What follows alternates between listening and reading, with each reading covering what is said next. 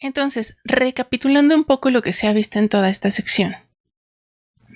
El objetivo de las estructuras planteadas aquí es facilitar la inferencia. En estos mundos de búsquedas vamos a tratar de buscar en los espacios lo más pequeño posible, restringiendo en qué direcciones tenemos que buscar. Los guiones capturan el conocimiento sobre las inferencias más probables en situaciones estereotípicas y les vamos a dar siempre prioridad a estos. Los POMs o paquetes de organización de memoria agrupan características comunes a varios escenarios en una sola estructura extensible. Entonces, todo lo que quedó en la superclase ya no lo tenemos que repetir después.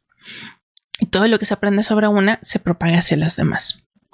Las representaciones de planes y metas proveen capacidades inferenciales a este nivel de abstracción.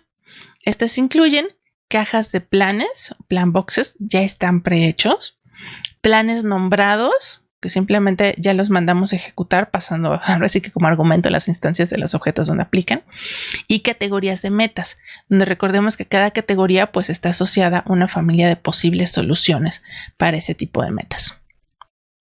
Luego los POTs o paquetes de organización temática combinan conocimientos de metas y planes con características del contexto para proveer predicciones más específicas útiles para crear o entender planes. Todas estas estructuras se aplican a dominios tan grandes como comprensión del lenguaje, que mencionábamos aquí, también aprendizaje, que medio mencioné, planeación y razonamiento, ¿no? Que fue principalmente el último video. Conclusiones. Bueno, la conexión más importante entre las estructuras de la familia de la dependencia conceptual es la hipótesis de que la inteligencia debe trabajar más intensivamente en la parte del conocimiento, cómo lo almacenamos, cómo agrupamos eficientemente las relaciones entre los diferentes elementos, que en el procesamiento, cuánto tiempo me va a tardar en la máquina buscando lo que necesito. Entonces, el resultado son teorías de procesamiento más simples, o sea, menos tiempo de búsqueda, tradúzcase, que dependen fuertemente de una base de conocimientos muy rica y, aquí hasta la debería de poner en negritas, altamente organizada, ¿no? Entonces, de hecho sí, le voy a cambiar el nombre, el colorcito. Entonces, entre mejor organicen ustedes su información, mejor van a poder restringir el espacio donde van a estar buscando sus opciones y va a ser más viable que encuentren soluciones en un tiempo razonable. Ahora, aquí me importó mucho ver primero este tema y después vamos a ver lo de las búsquedas, porque cuando se trabaja con las búsquedas se trabaja a un nivel tan abstracto que usamos puros problemas, les llaman de mundos de juguete. Podemos decir mundos de chocolate, muy sencillos, donde se encuentran las soluciones. En la práctica, ya en un dominio profesional, van a necesitar utilizar representaciones mucho más ricas para que no se mueran sus programas sin poder encontrar soluciones. Y a veces hacer eso no va a ser trivial. Entonces estamos viendo por eso primero estas ideas de cómo pueden representar el conocimiento y después los vamos a empaquetar en cajitas negras y vamos a decir, bueno, suponte que ya pudiste representar el estado, ahora sí, ¿cómo vamos a aplicar las técnicas de búsqueda? ¿No? Entonces no olvidemos esta fase de que siempre vamos a asumir que por detrás existe esta representación del conocimiento que tenemos y que tenemos que hacerla lo más eficientemente posible para que nuestros espacios de búsqueda sean pequeños.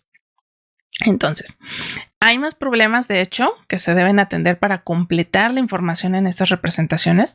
Recordemos que queríamos hacer explícito todo lo que venía implícito.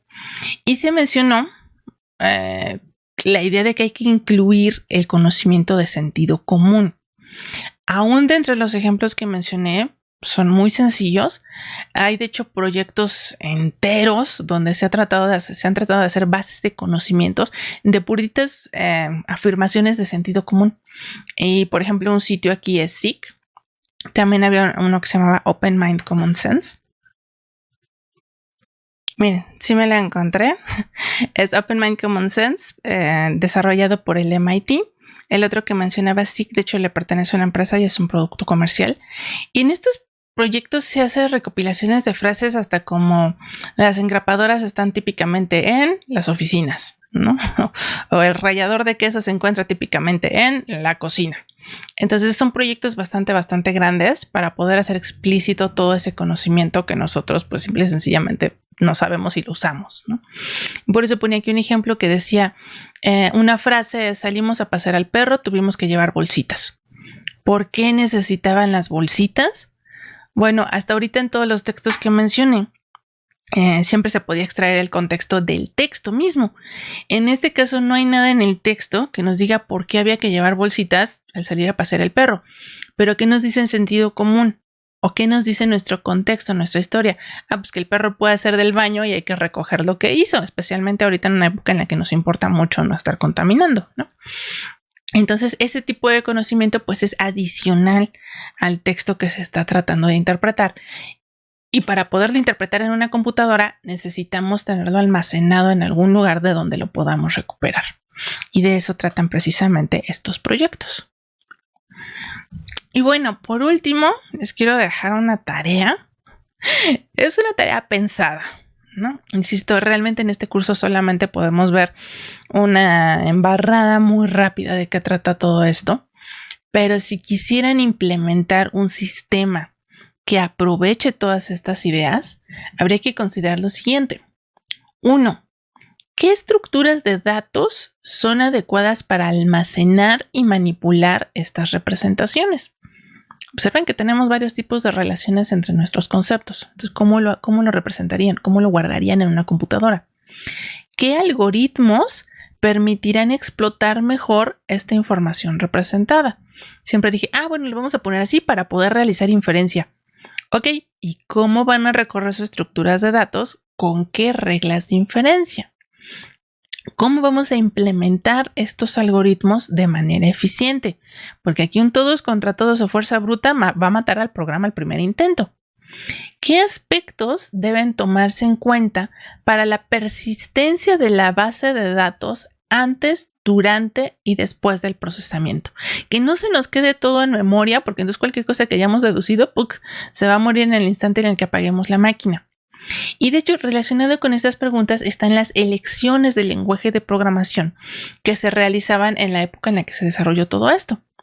Y bueno, entre ellos era muy famoso el utilizar Lisp o el utilizar Prolog, precisamente para poder ver a estas estructuras de datos como listas de listas que se podían modificar fácilmente. Realmente terminan siendo bosques o árboles.